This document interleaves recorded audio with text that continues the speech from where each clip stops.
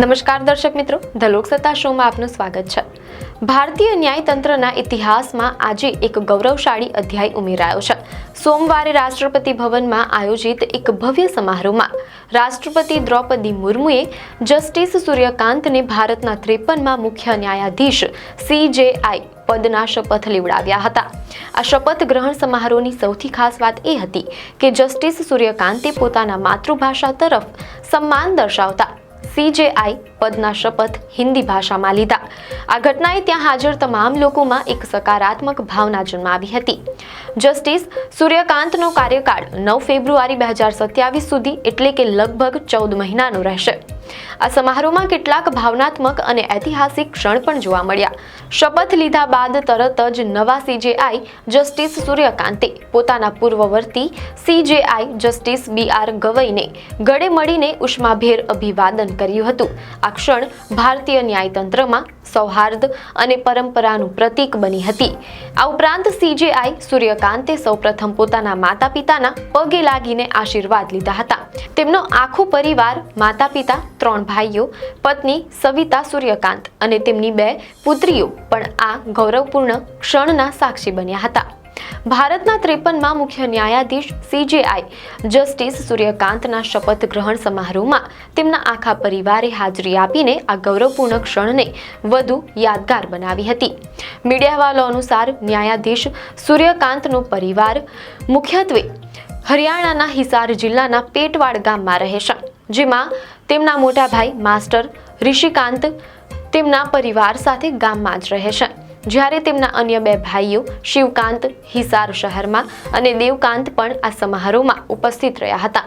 આ શપથ ગ્રહણ સમારોહ ભારતીય ન્યાયતંત્રના ઇતિહાસમાં પહેલીવાર આટલું મોટું આંતરરાષ્ટ્રીય પ્રતિનિધિ મંડળ હાજર રહ્યું હોય તે માટે પણ યાદગાર બની રહ્યો છે।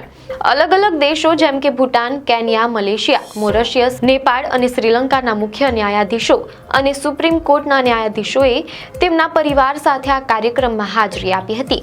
આનાથી વૈશ્વિક સ્તરે ભારતીય ન્યાયતંત્રનું મહત્વ અને આદર દર્શાવે છે। કાર્યક્રમમાં વડાપ્રધાન નરેન્દ્ર મોદી, રક્ષામંત્રી રાજનાથ સિંહ અને ગૃહમંત્રી અમિત શાહ પણ હાજર રહ્યા હતા। હવે વાત કરીએ જસ્ટિસ સૂર્યકાંતની વ્યક્તિગત સફરની, જે સંઘર્ષ અને સિદ્ધિની પ્રેરણાદાયક ગાથા છે। મીડિયા અહેવાલો અનુસાર જસ્ટિસ સૂર્યકાંતનો જન્મ હરિયાણાના હિસાર જિલ્લાના પેટવાર ગામમાં એક શિક્ષક પરિવારમાં થયો હતો। તેમનું બાળપણ શહેરી ચકાચોંધથી દૂર સાદગીમાં વીત્યું। મીડિયા અહેવાલોમાં જાણવા મળેલ છે કે તેમણે 1984માં રોહતકની મહર્ષિ દયાનંદ વિશ્વવિદ્યાલયમાંથી કાયદાનું શિક્ષણ પૂર્ણ કર્યું। તે જ વર્ષે તેમણે હિસારની જિલ્લા અદાલતથી વકાલતની શરૂઆત કરી, પરંતુ 1985માં તેઓ પંજાબ અને હરિયાણા હાઈકોર્ટમાં પ્રેક્ટિસ કરવા માટે ચંડીગઢ આવી ગયા, જ્યાં તેમની કારકિર્દીને એક નવો વળાંક મળ્યો। કાનૂની ક્ષેત્રમાં તેમની પ્રતિભાને કારણે જુલાઈ 2000માં તેમને એડવોકેટ જનરલ બનાવવામાં આવ્યા અને નોંધનીય છે કે તેઓ હરિયાણાના સૌથી યુવા એડવોકેટ જનરલ હતા। મીડિયા અહેવાલો અનુસાર માર્ચ 2001માં તેમને સિનિયર એડવોકેટનો દરજ્જો મળ્યો અને જાન્યુઆરી 2004માં તેમને પંજાબ અને હરિયાણા હાઈકોર્ટના કાયમી જજ તરીકે નિયુક્ત કરવામાં આવ્યા। તેમની આ ન્યાયિક યાત્રામાં આગળ વધતા 5 ઓક્ટોબર 2018ના રોજ તેમણે હિમાચલ પ્રદેશ હાઈકોર્ટના મુખ્ય ન્યાયાધીશ તરીકે શપથ લીધા અને ત્યાંથી તેઓ 24 મે 2019ના રોજ દેશની સર્વોચ્ચ અદાલત સુપ્રીમ કોર્ટના જજ બન્યા।